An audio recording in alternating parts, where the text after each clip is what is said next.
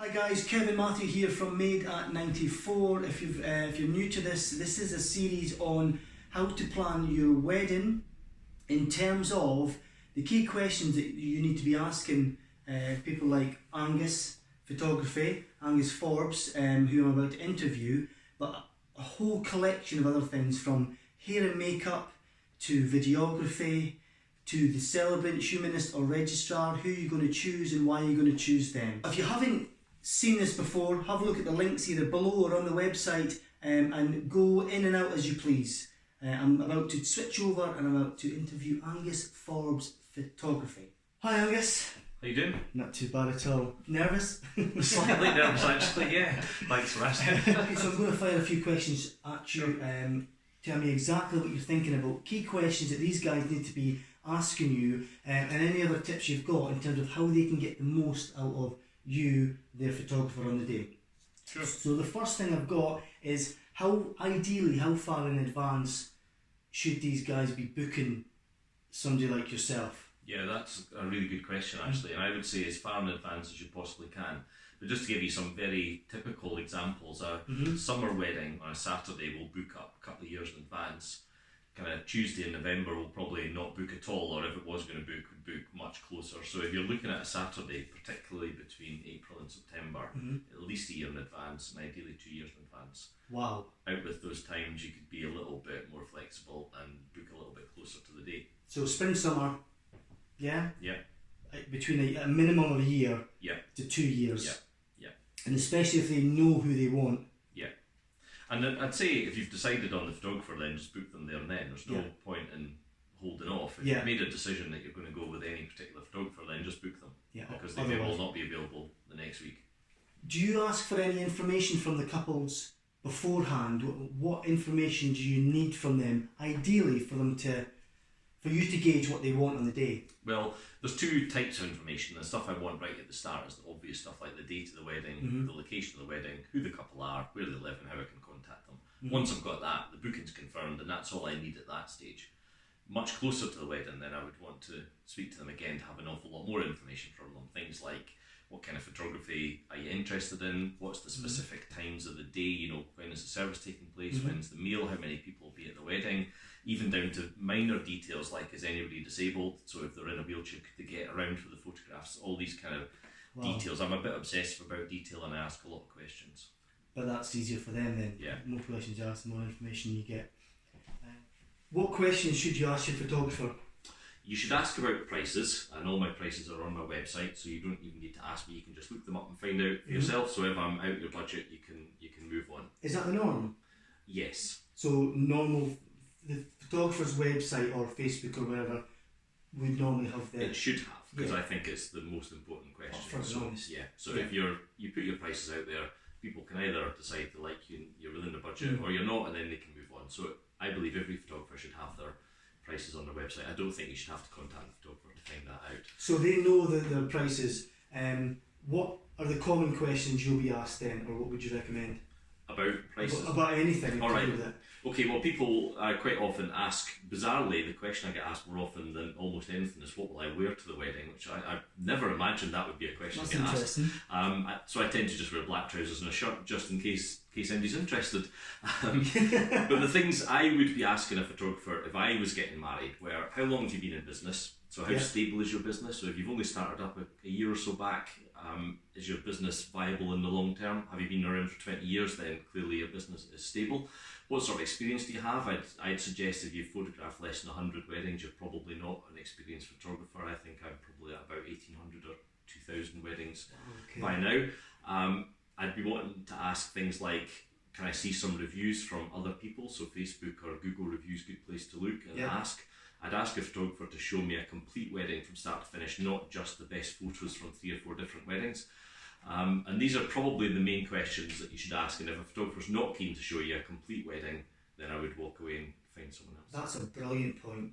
So not just the key, here's my best parts. Actually, this is the start, this is where the bride is getting their hair done or whatever, right the way through to the maybe reception or whatever it is that you've been asked to photo shoot. That's excellent. On the basis being, if you're if you've done half a dozen weddings, you'll find a couple of good pictures from every wedding. That's simply the numbers will give you that. But to get good pictures from the start to the end of a wedding, that's a different story altogether. Yeah, that's experience. So what advice would you give to the couples approaching you? To be completely open and honest. If they're nervous about being photographed, to tell me up front. Tell me everything they possibly can about the wedding. The most minor detail, I'll probably want to know it. So come to be prepared to answer loads of questions. Okay.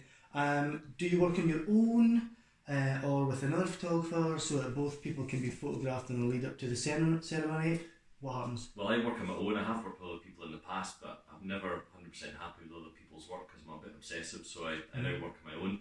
I do get asked occasionally about photographing the bride and groom and the bride and the groom before the wedding, sort of pre-wedding shots, and it's reasonably possible depending on the logistics. So if they're in the same hotel, I can flip between room to room. If they are getting ready in their own houses that aren't too far apart, I can go to one and then move on to the other. So it's possible with a little bit of thought and a little bit of planning.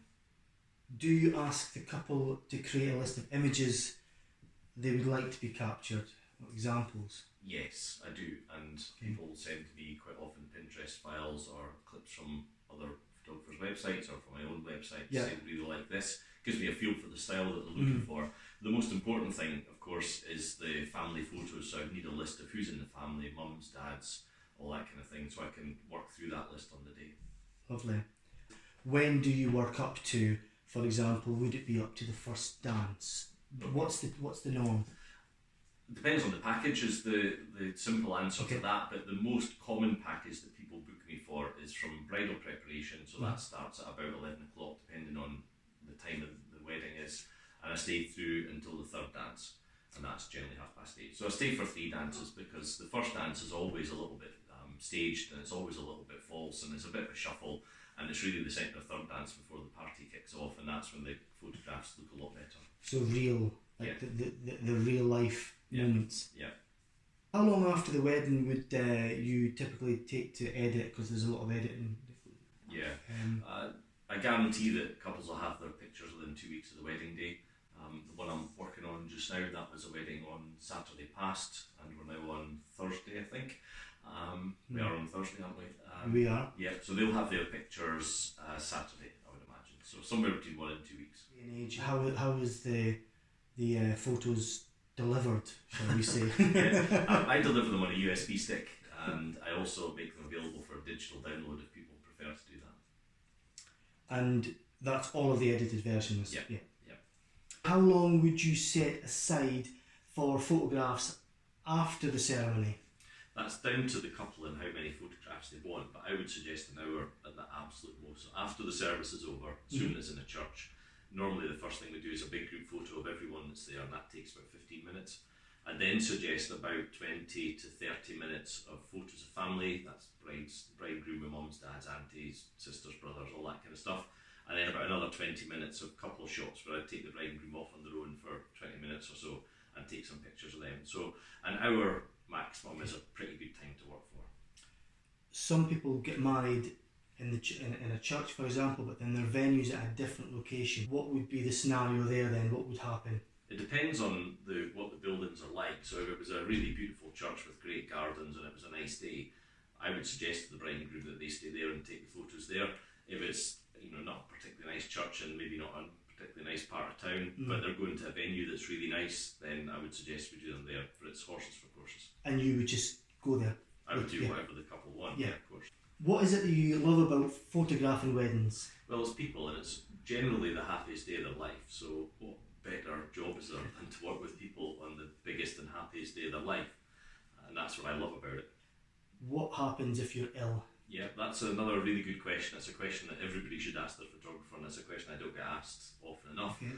I have a good relationship with a good bunch of other photographers, all of them happy to step in if need be.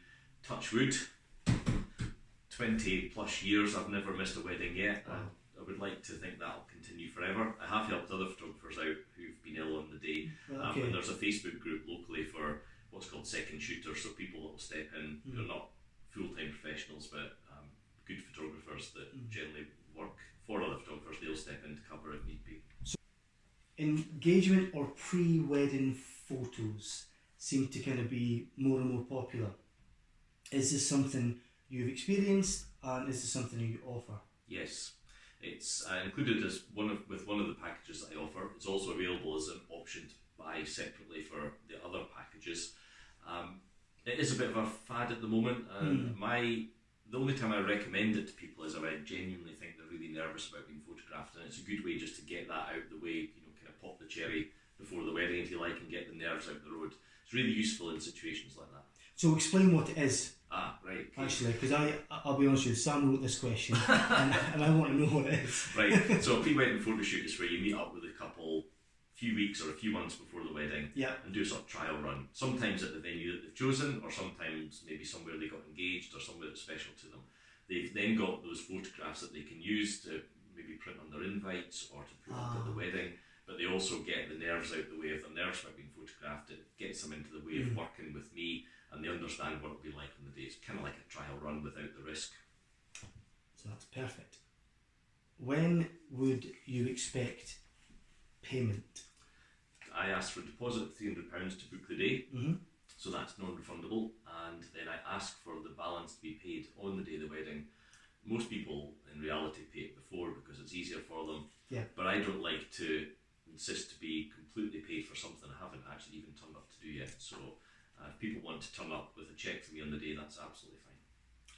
That's an interesting point, because you've not actually done the photography. They've given all the money and they've not had anything. They haven't actually even seen me on the day. So I just don't think that's fair, so that's why I asked for it that way. So £300 deposit, book your day, get your day finalised, and then on the day, payment's due. Yep.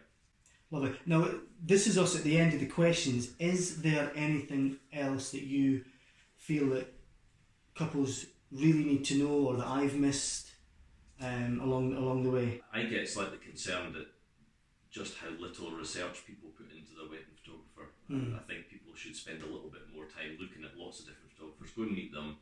As I said earlier, ask for a whole wedding from start to finish, and spend a bit of time thinking about it. And the most important thing to finish on is, if you don't feel 100% comfortable with the photographer as a person, then don't book them, because they'll be with you for the whole day. They'll be right next to you for your entire day, the biggest day of your life. And if you don't get on with them, it'll be a really hard day for everybody. So just walk away and find somebody else. Be the best photographer in the world, but if you can't engage with people at a wedding, when people are stressed and people are nervous and people are excited, if you can't deal with that, it doesn't matter how good a photographer you are, you'll never get Thank you very much to Angus Forbes Photography. There'll be lots of information about him on YouTube, on our blog, our website, and also on the categories that we're going to have in terms of every stage of your planning journey. And he's local to Dundee, to Perth, to Angus, to Fife, to Aberdeen. Is that right? Aberdeen, yeah. And so he covers quite a large area as well, if you are local to here. If you want to look at anything else, remember, share, like, subscribe.